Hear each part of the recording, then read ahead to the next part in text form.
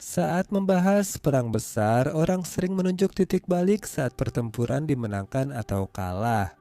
Stalingrad, Hastings, dan Midway hanyalah beberapa momen di mana keadaan berbalik dan dengan demikian mengubah hasil dari konflik masing-masing. Episode hari ini akan berfokus pada salah satu titik balik terbesar dan terpenting dalam sejarah dunia, pertempuran Gettysburg. Pertempuran selama 3 hari ini terjadi selama Perang Saudara Amerika, sebuah konflik besar antara negara bagian utara yang dipimpin oleh Union dan negara bagian selatan yang dipimpin oleh tentara konfederasi. Antara 1 Juli dan 3 Juli 1863 ribuan pria dari kedua belah pihak terlibat dalam pertempuran berdarah dan penuh taktik di wilayah dan kota Gettysburg di negara bagian Pennsylvania. Serangan ganas tersebut mengakibatkan berakhirnya niat konfederasi untuk mendirikan negara merdeka setelah Union di bawah Mayor Jenderal George Meade mengalahkan pasukan Jenderal Robert E. Lee dari Angkatan Darat Virginia Utara, memaksa mereka mundur dan akhirnya menyerah. Ikuti kami menyelidiki kejadian sebelum dan selama 3 hari penuh ketegangan yang akhirnya mengubah Amerika Serikat dan dunia selamanya. Selamat datang di Wars of the World.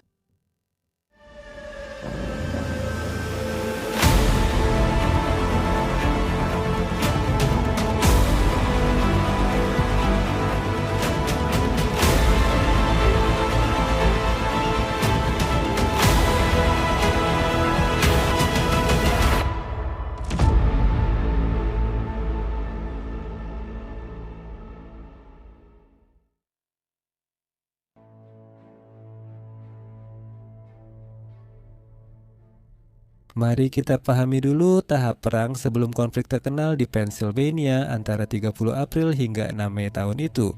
Jenderal Robert E. Lee telah merayakan keberhasilan besar di Chancellorsville dan Lembah Shenandoah sebelum fokus ke Gettysburg.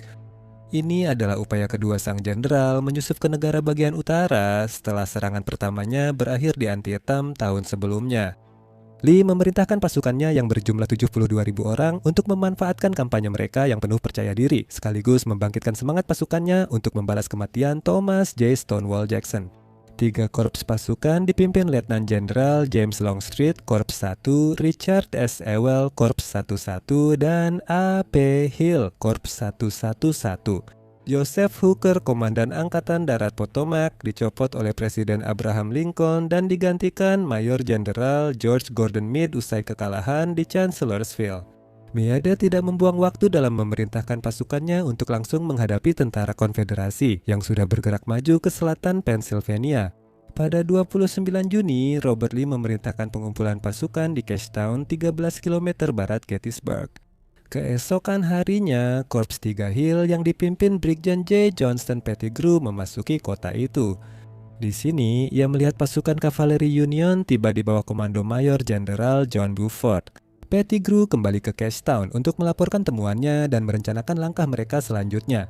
Meskipun atasannya awalnya meremehkan berkumpulnya pasukan, Hill memutuskan sendiri dan bertentangan dengan perintah Lee untuk menunggu sampai lebih banyak pasukan konfederasi tiba. Dia mengirim pasukan pengintai untuk mengamati tentara utara sekitar pukul 5 pagi. Pada Rabu, 1 Juli 1863 dua brigade dari divisi Jenderal Henry Heth menyerbu Gettysburg.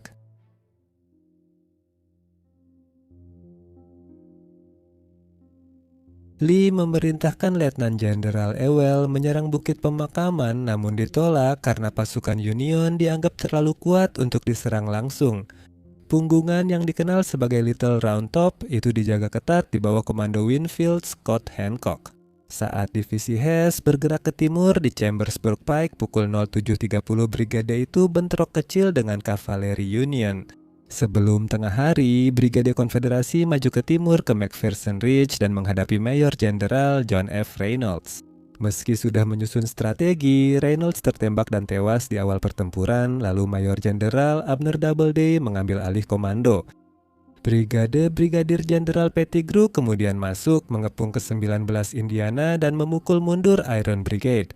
Meski Resimen 26 TS Northern Carolina mengalami kerugian besar, Iron Brigade atau Black Hats perlahan didorong keluar hutan menuju Seminary Ridge. Dengan momentum yang dengan cepat kembali ke pihak konfederasi, Letnan Jenderal Hill menerima bantuan berupa divisi Mayor Jenderal William Dorsey Pender. Mereka bersama-sama memaksa Korps 1 Union mundur lebih jauh. Pertempuran memanas di wilayah barat ketika dua divisi Korps 2 Ewell bergerak ke selatan di jalan Carlisle dan Harrisburg menuju Gettysburg. Korps ke-11 Union di bawah Mayor Jenderal Oliver O. Howard bergerak ke utara di Baltimore Pike dan jalan Tonytown sekitar pukul 2 siang. Divisi Korps 2 berhasil mengepung posisi Korps 1 dan 11 Union di utara kota. Brigade yang dipimpin Kolonel Edward A. O'Neill dan Brigadir Jenderal Alfred Everson mengalami kerugian besar. Namun, Brigadir Jenderal Francis C. Barlow, seorang pengacara dan politisi Union, memerintahkan Korps 11 maju ke Blockers Knoll berharap mendapat posisi untuk menghadapi divisi Rhodes di Oak Hill. Daerah ini kini disebut Barlow's Knoll, berhasil dikuasai oleh Jenderal Jubal Early, seorang politisi dan pengacara. Pasukan Barlow dikalahkan dan sang jenderal terluka dalam prosesnya. Menjelang sore, Brigade Konfederasi tampak menghancurkan pertahanan Union di utara dan barat Gettysburg. Mayor Howard dengan enggan memerintahkan pasukannya untuk mundur ke selatan kota, ke bukit pemakaman, dan ke tempat yang lebih tinggi untuk bertemu dengan tim Brigadir Jenderal Adolf von Steinwehr. Mendengar kabar kematian Reynolds dan kerugian yang meningkat, Mayor Jenderal Meade menunjuk sahabatnya, Mayor Jenderal Winfield S. Hancock, sebagai komandan di medan perang. Hancock menilai Gettysburg sebagai titik balik dan medan pertempuran penting bagi tentara Union. Dengan berkata, "Saya pikir ini posisi bertempur terkuat yang pernah saya lihat. Saya memilih tempat ini sebagai medan pertempuran." Meski tak berperan militer di hari pertama konflik, sikap dan kepercayaan diri Hancock pada pasukannya tampaknya membangkitkan semangat. Pasukan Union pun memasuki hari kedua pertempuran Gettysburg.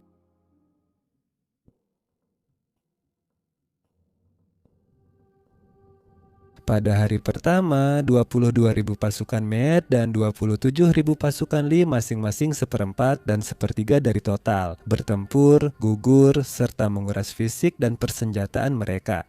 Hari kedua telah menanti mereka. Garis pertahanan Union diubah menjadi pola kail ikan untuk menahan dominasi serangan selatan. Jenderal Lee memerintahkan serangan ke sayap kiri pertahanan di Little Round Top, Whitfield, Devil's Den, dan Peach Orchard, serta ke sayap kanan di Culp's Hill dan Cemetery Hill. Pasukan Union berhasil mempertahankan garis dan meraih kemenangan kecil atas Konfederasi meski menderita kerugian besar. Tak ada waktu lagi untuk disia-siakan karena kekerasan makin meningkat di semua medan perang. Di sayap kiri, Lee memerintahkan Ewell mengerahkan korps kedua menyerang Bukit Culp dan Bukit Pemakaman. Setelah mengetahui perlawanan Union, pengalihan ini mengekspos sisi kiri pasukan Meade dan menyoroti kebingungan serta miskomunikasi di barisan Konfederasi. Sebagai kepala kavaleri Angkatan Darat Virginia Utara, James Ewell Brown Jeb Stewart sering absen dari medan perang. Menurut Lee, kekacauan itu akan diperbaiki dan ia membantah tuduhan bahwa keputusannya membahayakan pasukan Meade. Penangkapan kereta kecil di perjalanan mencegah pasukannya memakai jalur pelarian yang sudah disiapkan. Serangan terkoordinasi dan restrukturisasi militer akan berlanjut sepanjang sore saat kedua pihak berusaha saling mengakali dan memperkuat posisi. Di seluruh Gettysburg dan daerah sekitarnya, divisi kiri Jenderal Longstreet di bawah Mayor Jenderal Lafayette McLaws mulai maju ke wilayah tersebut di mana mereka berhadapan langsung dengan Korps 3 Mayor Jenderal Daniel Sickles. Sickles sebelumnya telah membangkang perintah langsung untuk mengirim pasukannya ke tempat lain dan memutuskan untuk bergerak ke barat karena percaya bahwa pasukannya memiliki titik pengamatan yang lebih baik dan perlindungan defensif yang lebih kuat di kebun persik yang berada di timur laut di sepanjang jalan Emmitsburg. Divisi Brigjen Andrew A. Humphreys dan Majen David B. Birney diserang cepat oleh Konfederasi sekitar pukul 3 sore. Meade terpaksa mengirim 20.000 pasukan tambahan dari seluruh Korps 5. Divisi Brigadir Jenderal John C. Cowell dari Korps 2, sebagian besar Korps X2, dan beberapa bagian dari Korps 6. Artileri McClough melancarkan serangan ke Korps 3 di Peach Orchard, tempat Sickles kehilangan kaki akibat peluru meriam. Dipenuhi dengan rasa percaya diri yang baru, mereka bergerak menuju Lembah Plumran, yang juga dikenal sebagai Lembah Kematian. Namun mereka dipukul mundur oleh divisi cadangan Pennsylvania dari Corfe yang diam-diam turun dari Little Round Top. Kemenangan terus berlanjut saat divisi kedua Cowell dihancurkan serangan besar Konfederasi. Namun, mereka tetap melawan karena divisi Jenderal Richard H. Anderson yang memperkuat sayap kiri McLaw gagal menahan perlawanan terakhir mereka. Dan serangan bayonet oleh Resimen Minnesota pertama dengan Little Round Top menjadi pos penting di medan pertempuran. Kepala Insinyur Meade, Brigadir Jenderal Governor K. Warren menurunkan Kolonel Strong Vincent dari Resimen Infanteri Relawan Pennsylvania ke-83 Korpsva dan Resimen New York ke-140 untuk memperkuat cengkeraman mereka di arena itu. Pertempuran terjadi di seluruh Gettysburg, termasuk Wheatfield dan Devil's Den. Brigade Vincent berhasil menahan serangan divisi-divisi Konfederasi. Pertahanan Little Round Top mencapai puncak saat Kolonel Joshua L. Chamberlain dan Letnan Holman S. Melcher dari Resimen Infanteri Relawan Maine ke-20 memimpin serangan bayonet yang sukses merebut kemenangan di pos itu. Chamberlain menerima Medal of Honor atas aksi defensif itu, yang jadi titik balik utama pada hari kedua pertempuran Gettysburg. Keberhasilan tentara Union membuat Letnan Jenderal Ewell marah dan memerintahkan 2 jam tembakan artileri berat tanpa henti untuk menghancurkan musuh. Sayangnya, ini tak banyak mempengaruhi pertahanan Union, sehingga pertempuran tetap berlanjut. Di Bukit Kalb, Divisi Mayor Jenderal Edward Johnson dari Konfederasi menyeberangi Rock Creek untuk menyerang Union. Pasukan yang awalnya terdiri dari Korps ke-12 dan 1 brigade kecil New York di bawah Brigjen George S. Greene diperintahkan ke sayap kiri untuk membantu rekan mereka sehingga area bawah Bukit Kalb tampak rentan terhadap serangan. Untungnya, pasukan Greene berhasil melawan pengepungan Konfederasi berkat bantuan Korps ke-1 dan ke-11 di saat terakhir. Jenderal Jubal Early juga yakin bisa mengecoh dan menembus pasukan Union Corps ke-11 di Bukit Pemakaman. Dia memerintahkan Brigade Harry T. Hayes dan Isaac A. Avery menembus pertahanan serta benteng Kolonel Andrew L. Harris dari Brigade kedua, Divisi ke-1, Korps ke-11. Serangan brutal itu menyebabkan banyak korban. Harris kehilangan setengah pasukannya. Meski begitu, Divisi Union tetap bertahan dan membalas dengan semua yang mereka punya. Setelah Avery terluka dan Hayes dipaksa mundur karena bantuan Konfederasi tak kunjung datang, dilaporkan Divisi Robert E. Rhodes akan membantu Hayes dan Avery. Namun, kesalahpahaman dan kurang persiapan membuat mereka gagal tiba di Bukit Pemakaman tepat waktu untuk memperkuat serangan. Pada akhir hari kedua pertempuran, pasukan Union mulai unggul saat pasukan Early mundur. Kedua pasukan kehilangan sekitar 9.000 nyawa tiap pihak. Jika ditambah dengan pertempuran sebelumnya, total korban tewas mencapai 35.000 orang.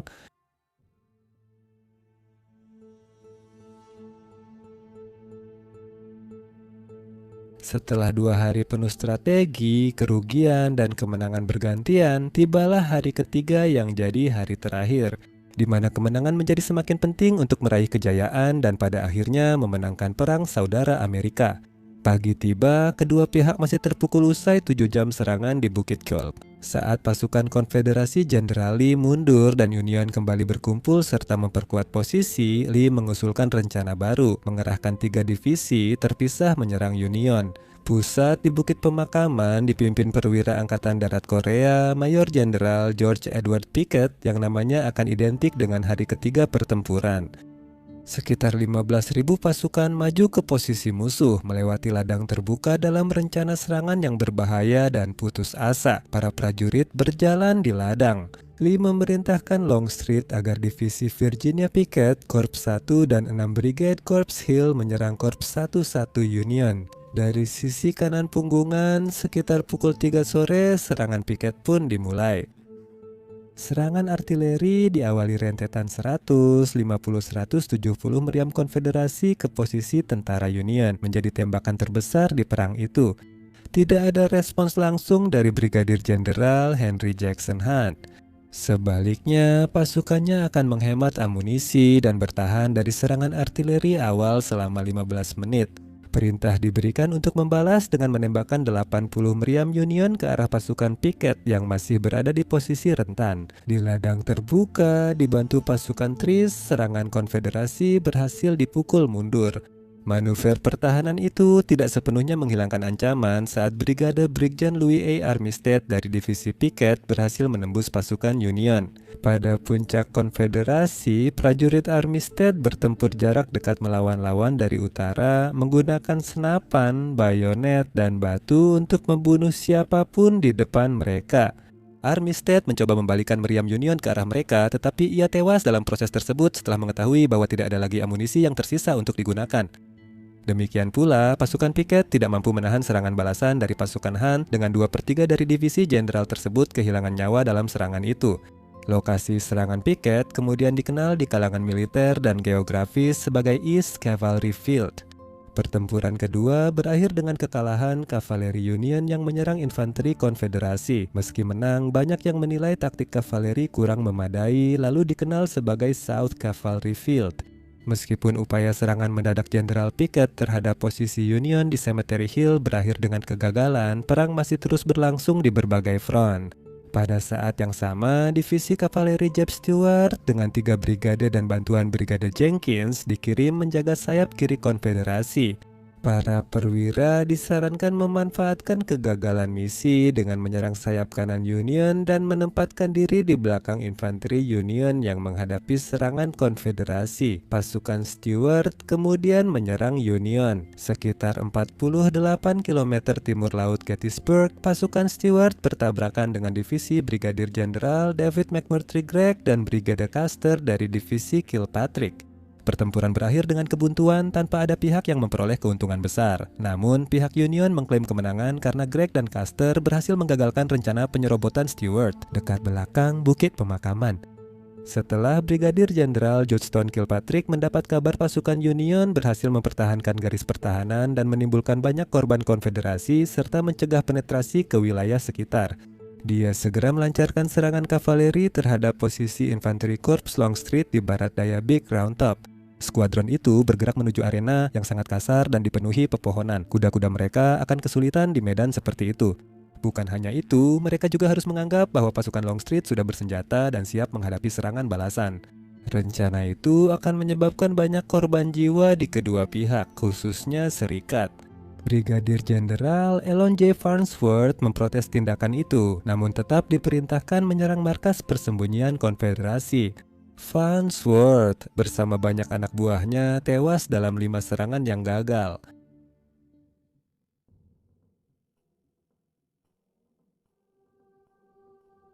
Pada detik-detik akhir pertempuran Gettysburg, kedua pasukan telah menelan sekitar 50.000 korban jiwa.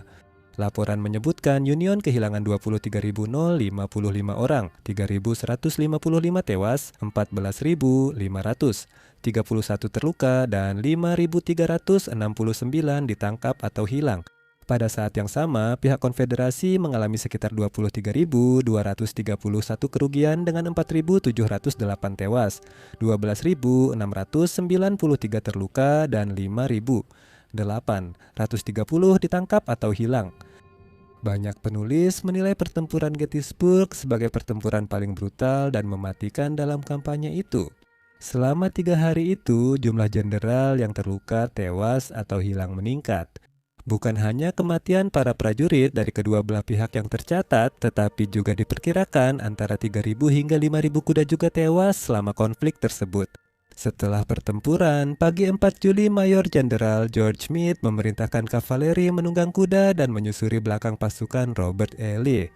Saat ketegangan berlangsung, tentara konfederasi di Vicksburg menyerah kepada Mayor Jenderal Ulysses S. Grant. Setelah mendengar hal ini, posisi bertahan Lee di Gettysburg mundur, membawa prajurit dan kuda yang terluka. Lee mengusulkan pertukaran tawanan. Usulan itu akhirnya ditolak Meade. Sore harinya, pasukan Lee kembali ke Virginia dalam keadaan kalah. Meade mengirim pasukan kavaleri Union untuk melacak mereka dan memastikan mereka kembali dengan sebuah pertempuran singkat terjadi di pegunungan. Di Monterey Pass, tempat Hugh Judson tewas, divisi kavaleri Patrick merebut 150-300 gerobak dan menangkap 1.300 sampai 1.500 tawanan. Pertempuran berlanjut sampai 6 Juli dengan pasukan kavaleri bertempur jarak dekat hingga Sungai Potomac di Williamsport, Hagerstown, Maryland. Pada titik ini, pasukan Jenderal Lee terpojok dan tidak dapat menyeberangi Sungai Potomac karena kondisi cuaca. Infanteri Meade meskipun efisien dalam melacak, menjebak, dan menyergap pasukan Lee, menurut Presiden Lincoln masih belum cukup kejam. Kampanye pun berlanjut ke selatan Sungai Potomac hingga konflik besar berikutnya dalam Perang Saudara Amerika, yaitu Pertempuran Manassas Gap pada 23 Juli. Di sini Jenderal Lee lolos dan Meade menghentikan pengejaran.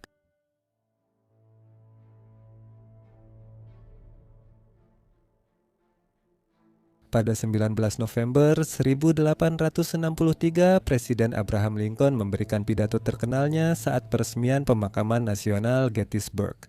Pidato itu diawali pidato 2 jam berisi 13.000 kata oleh Edward Everett, orator terkenal saat itu. Pidato Everett sangat terlatih dan rinci, mencakup referensi Yunani kuno, Perang Saudara Inggris, dan Perang Mawar. Dia menutup dengan mengatakan, kutipan, saat kita mengucapkan selamat tinggal kepada debu para pahlawan martir. Di seluruh dunia beradab, kisah peperangan besar ini selalu dibaca. Dan hingga titik terakhir dalam catatan waktu yang tercatat dalam sejarah gemilang negara kita bersama, tidak akan ada halaman yang lebih bersinar daripada yang menceritakan pertempuran Gettysburg, kutipan selesai. Presiden Lincoln duduk sabar sebelum menyampaikan pidatonya yang kini terkenal dan hanya terdiri dari 272 kata. Awalnya dia dikritik karena kata-katanya yang singkat, tapi pidato itu kemudian dipuji sebagai salah satu yang paling menyentuh dan meyakinkan dalam sejarah. Pidato Gettysburg Lincoln berbunyi 40 tahun yang lalu. 7 tahun lalu, pendahulu kita membentuk bangsa baru di benua ini berdasar kebebasan dan prinsip semua manusia diciptakan setara. Kita tengah menghadapi perang saudara besar untuk menguji apakah bangsa ini atau bangsa lain yang serupa bisa bertahan lama. Kita bertemu di medan perang besar dari perang itu. Kita mendedikasikan sebagian medan ini sebagai peristirahatan terakhir bagi mereka yang mengorbankan nyawa demi kelangsungan bangsa. Kita memang layak melakukan ini, namun secara lebih luas kita tak bisa mendedikasikan. Kita tidak bisa menguduskan tanah ini. Para pria pemberani, baik yang hidup maupun gugur, telah melakukannya dengan perjuangan mereka, melebihi kemampuan kita untuk menambah atau menguranginya. Dunia mungkin tak lama mengingat kata-kata kita di sini, tapi dunia tak akan melupakan tindakan mereka di sini. Bagi kita yang masih hidup, kita harus mendedikasikan diri pada pekerjaan mulia yang belum selesai di sini. Justru bagi kita untuk berada di sini, mendedikasikan diri pada tugas besar yang masih tersisa di hadapan kita. Dari para pahlawan ini, kita mengambil semangat pengabdian yang lebih besar untuk tujuan pengorbanan mereka dan bertekad sungguh-sungguh di sini. Para pahlawan tidak mati sia-sia. Bangsa ini dengan lindungan Tuhan akan lahir kembali dalam kebebasan. Dan bahwa pemerintahan dari rakyat oleh rakyat untuk rakyat tidak akan lenyap dari muka bumi. Keesokan harinya, Everett menulis surat kepada Lincoln untuk mengucapkan selamat atas pidatonya dan berkata, "Saya berharap bisa memuji diri sendiri. Saya mendekati inti acara ini dalam 2 jam, seperti Anda dalam 2 menit. Kutipan selesai."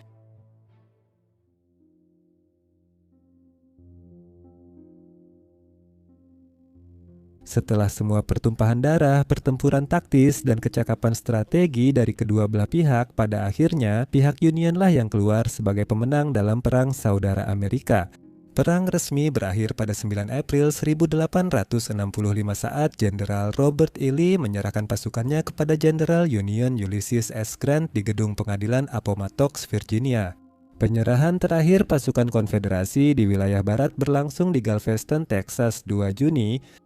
Ada banyak cerita, baik fiksi maupun fakta, yang telah diceritakan tentang Perang Saudara Amerika selama bertahun-tahun, baik untuk tujuan dokumenter maupun hiburan. Namun, satu hal yang pasti, pertempuran Gettysburg dianggap sebagai titik balik konflik dan dikenang sebagai salah satu pertempuran paling terkenal dalam sejarah dunia.